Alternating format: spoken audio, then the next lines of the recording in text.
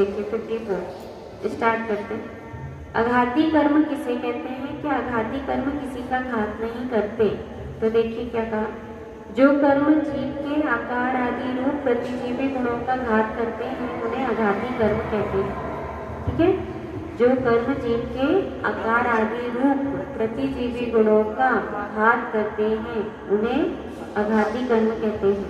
ठीक, घाती कर्म की डेफिनेशन क्या आई थी? स्वभाव, जो जीव के स्वभाव या अनुजीवी गुणों का घात करते हैं उन्हें क्या कहते हैं? घाती कर्म कहते हैं। आघाती कर्म किसे कहते हैं? जो जीव के आकार आदि प्रतिजीवी गुणों का घात करते हैं उन्हें आघाती कर्म कहते हैं। फिर क्या कहा, सूक्ष्म, अवगाहनत, अग्रुलघुत, अव्यवादत ये जीव के मुख्य प्रतिजीवी गुण हैं।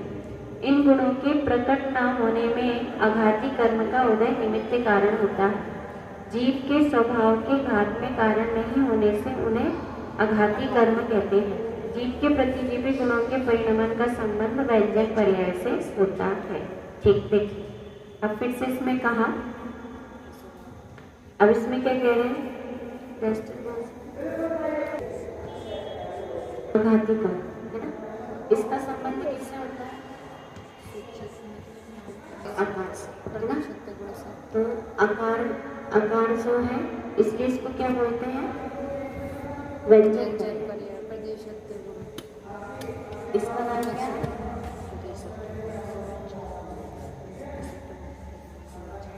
देखिए इसमें इसने कहा कि आघाती कर्म किसे कहते हैं? क्या बोला? आघाती कर्म किसे कहते हैं? जो प्रतिजीवी गुणों का घात करे। किसका घात करे? जो प्रतिजीवी गुणों का घात करे उसे क्या कहते हैं?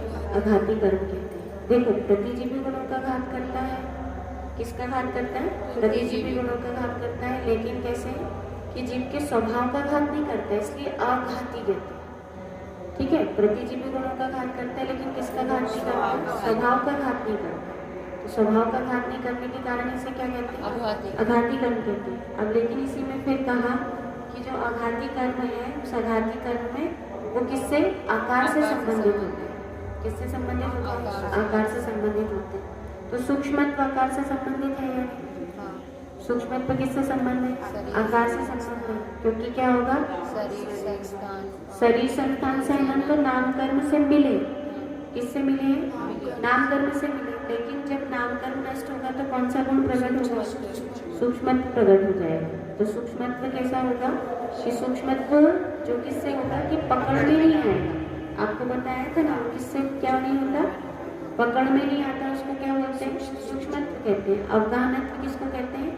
एक के अंदर दूसरा भी क्या हो जाए? सिद्ध भगवान कैसे रहते हैं? एक के अंदर एक अंदर समाहित हो जाते हैं। हाँ, एक ही क्षेत्र में दूसरे सिद्ध भगवान भी वहीं पर बैठ सकते हैं। वो कौन है? अवगाहनत्व। आयु कर्म के कारण तो अवगाहनत्व हो नहीं रहा था। जहाँ अपन बैठ गए वहाँ कहते हैं ना, वहाँ क्या हो जाता है? प्रदेश घिर जाते हैं। वहाँ पर क्या हो जाता है कि वहाँ पर जगह नहीं रहती है ना।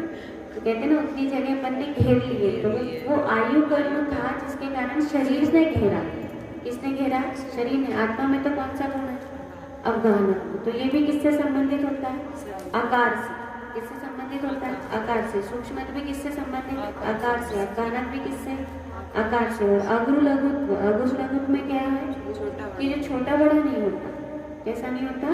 छोटा बड़ा नहीं होता, घटता बढ़ता नहीं है। उसको कहेंगे तो और क्या कहेंगे? घटता बढ़ता नहीं है। तो घटता बढ़ता नहीं है वो इसका संबंध भी किससे?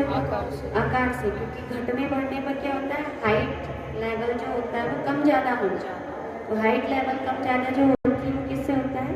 वो अग्रुलघुत्व से होता है। तो ये भी कहता है, कह दिए कि ये आकार से किससे संबंधित होता है? आकार से। फिर कौन होता है?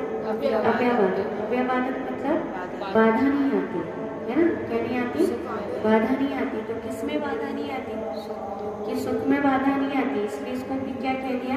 ये किससे संबंधित होता है? कि वास्तव में देखें तो ये आकार से ही संबंधित है। कौन सा? अव्ययवादक। बाधा किसने डाला? कि नौकर्म आदि जो है, शरीर नौकर्म आदि जो है वो कौन है? वेदनी कर्म में साता वेदनी और असाता वेदनी जो संयोग है। तो संयोग के कारण क्या हो रही थी? बाधा हो रही थी। और संयोग नहीं होने पर क्या नहीं होगी? बाधा नहीं होगी। तो कैसा हो गया? अबाधित हो गया, है ना। अबाधित होने से कैसा? कि सुख में बाधा नहीं आती लेकिन यदि अपन उसको व्यवहार से देखें या कहाँ पर देखें, व्यवहार से देखते हैं तो किस में बाधा आती है कि जब तक अरिहंत भगवान के भी शरीर है तब तक उनके साता वेदनी है, और साता वेदनी से उनको सुख में भी क्या है, बाधा है। उनको कौन सा सुख नहीं है, अव्यवहादित सुख नहीं है। कौन सा सुख नहीं है, अव्यवहादित सुख नहीं है। तो इसलिए कहा कि जो बाधा डालने वाला है वो भी किसमें, कि आकार से रिलेटिव होता है। किससे रिलेटिव होता है, आकार से। क्यों, क्योंकि अरिहंत अवस्था में अव्यवहार सुख नहीं है। क्यों, क्योंकि वहाँ पर क्या है, शरीर है और संयोग है, समुचरण है, साता वेदनी का उदय है। और जैसे साता वेदनी का उदय का भी क्या हुआ, नाश हुआ, तब क्या हो गया कि क्या हो जाता है कि प्रतिजीवी गुण रूप अव्यवादन तो सुख जो होता है वो प्रकट हो जाता है। चारों नहीं अनंत सुख तो होता है ना, उनका जो सुख है वो कौन सा सुख है, कि उनके पास अनंत सुख होता है। कौन सा सुख होता है, अनंत सुख होता है। लेकिन अव्यवहादित सुख नहीं होता। अव्यवहादित सुख किसको प्राप्त हुआ, सिद्ध भगवान। हाँ, सिद्ध भगवान को कौन सा सुख प्राप्त हुआ, अव्यवहादित सुख प्राप्त हुआ। इसलिए यहाँ पर कहा अभी सूक्ष्मत्व को आवरण डालने वाला कौन है, नामकरण। अब गहनत्व को आवरण डालने वाला आयु, अगुरु लघुत्व को डालने वाला गोत्र, और अव्यवहादित को डालने वाला वेदी। आपके इसमें विशेष यही आया। अब बताइए, नामकर्म किसके समान कहा, चित्रकार के जैसा।